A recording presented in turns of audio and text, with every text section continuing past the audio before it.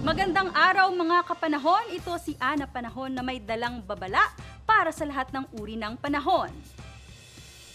Kapag tag-init, ugaliing magdala ng payong, maaari ding magsuot ng sombrero, magsuot ng maluwag at preskong damit upang mabawasan ang init. Babala, huwag magbibilad sa araw, lalo na sa pagitan ng alas 10 ng umaga at alas 4 ng hapon. Dahil maaaring maging sanhi ng sakit sa balat ang sikat ng araw sa ganitong oras. Ugaliing magdala ng inumin upang hindi maubos ang tubig sa inyong katawan dahil sa init. Babala, mas mabilis maubos ang tubig sa ating katawan kapag mainit dahil sa ating pagpapawis. Masama at minsan ay nakamamatay ang dehydration o pagkaubos ng tubig sa katawan.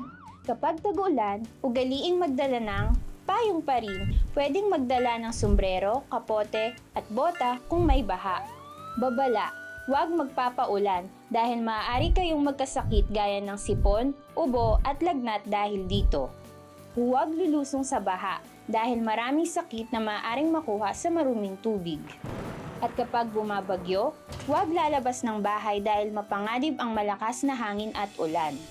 Ito ang mga babalang hatid ng inyong lingkod, si Ana Panahon. Laging tatandaan, kung minsan ay umuulan, kung minsan ay umaaraw, Ana Panahon lang yan. Mabuti na lang at nandyan palagi si Ana Panahon para magbigay ng babala sa panahon.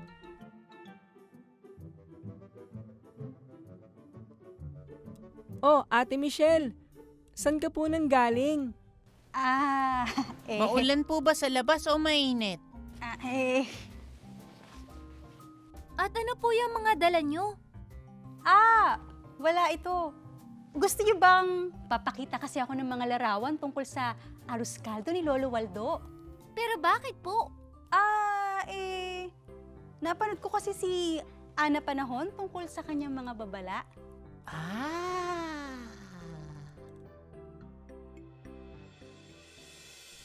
Maraming mga bagay na dapat pag-ingatan kapag nasa kusina.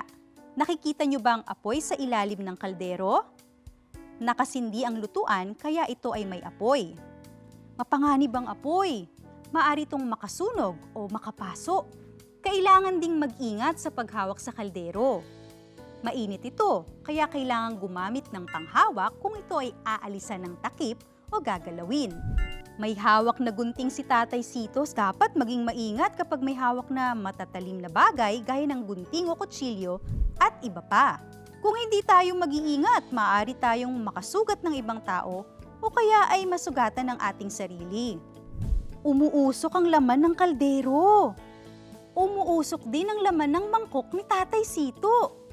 Ibig sabihin, mainit ang arroz caldo na nandoon. At kapag kumakain ng mainit, dapat maging maingat upang hindi mapaso. Maaring hipa ng pagkain bago isubo. At gumamit ng sapin sa paghawak sa maiinit na tasa, mangkok o kaldero. Kung minsan, parang sobra tayo sa pag-iingat. Pero kailangan ito upang makaiwas tayo sa aksidente. Sabi nga ng mga matatanda, mas mabuti nang maging maingat kaysa magsisi. Salamat po, Ana Panahon!